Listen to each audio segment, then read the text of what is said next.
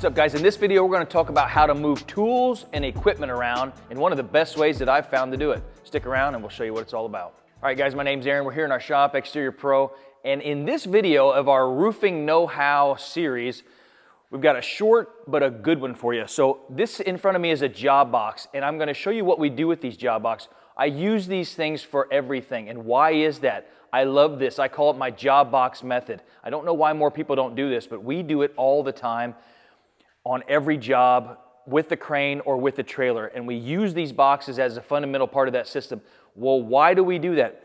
These boxes we picked up at Home Depot, you can pick up a blue one at Lowe's. It doesn't matter what color they are, but we can get under these metal boxes with our forklift. We can put these on our trailers and we can take them off with a lull on the job site, or we can put these boxes on our own crane and then we can pick them off with our crane straps. So we use these boxes for our Walker welders, our Rhino Bond tools, our tool bags. You can put screws and plates in them. You can put tear-off tools in them.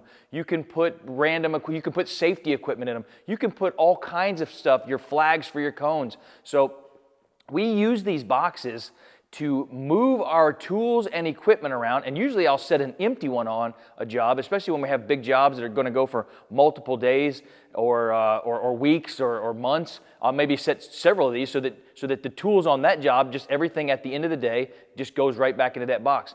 And why I like these is they can sit outside, up on the roof, indefinitely. Your tools are safe inside. They can sit on our trailers, be hauled around up and down the roads. They can sit on the crane, go up and down the road. We pick them safely, which I'm going to show you how to do it in just a second. And then when we bring them back to the shop, if we need the trailer for some other use, we take the forklift, unload the box, set it on the ground, and that's it. We've labeled ours. We've got like 1, 2, 3, and 4. Usually most of our jobs can be done with 4 of these boxes, and when you lift it up, there's a picture of what we particularly like to see go inside that box so that the boxes don't get all jumbled up. But I've just found this to be a good, clean, easy way to move tools and equipment. And again, when we come back to the yard, I don't have to put stuff inside, take the box off, set it in the ground. If it rains, it doesn't matter. Things been sitting outside anyway. So I really like this method. You've got a little bit of cost in these boxes. I think these were like $300 a piece. Man, well worth it. You can trailer them, you can crane them, and just in a second, I'll show you how we pick them. So not only are these boxes super easy to move with the forklift and then at your shop and then take them to the job and then pick them with a lull. Let's say you've got a restaurant or a roof that has high parapet walls. We almost always sling ours always with a lull anyway, but you definitely want to sling them if you're going to pick these off on a job site and use a lull to set these on top of your roof. And so we've got our crane straps, and we do the same technique whether we're craning them or whether we're using a SkyTrack or a lull. And why I like this is because of the way that the feet are on these boxes. And so we just go in 1 foot, and we come back up and around. We come the other side of the foot. We come back up and around. And then we slide these right onto the forks.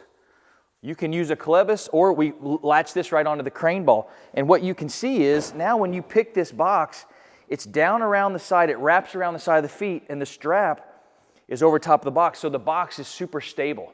So it's not like you're locked in here with your strap.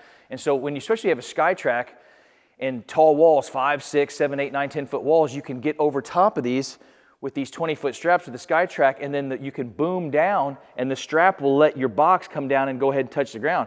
You might have to have a man on the ladder looking at your lull driver, but still you can boom them down, set the box right on the roof, and then the same way you can pick them right back up. It's the same thing with a crane. You can get these over the top of the wall with these 20-foot straps. So I highly recommend, if you're going to run this box system, get some 20-foot crane straps and some clevises, maybe some 10s in case you've got a really tall wall, you got to get down over something. But man, there's really nowhere we can't go with these boxes.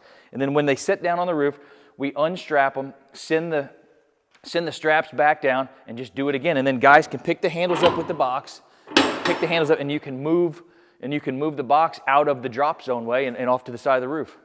All right, probably the number one tip that I would have if you're going to run this job box system, guys, just don't overweight them. And you go, well, why? The forklift's picking it up, or the lull's picking it up, or the crane's picking it up, and the straps will do it. So why not put 800 pounds in it or 1,000 pounds in it? The reason why is because when you get it onto the job site, when you get on the roof side and there's no equipment up there, it's manpower. So I've found that about the heaviest thing that I want to put in mine is a Walker welder. And we'll get a couple guys and we'll move these boxes. sometimes it'll happen that you'll end up with a whole box, one of these full of screws and plates or stuff that's heavier, and you actually have to unload some of it before you can move the box. So my only tip would be just keep it manageable. 2 to 3 guys, maybe 4 guys, a guy on each handle that can when you set that in your drop zone, you can pick that box up and get it back out of the way. That's really the only downside, is just to not overweight them. So hope you guys have found this video enjoyable. We'll see you on the next one.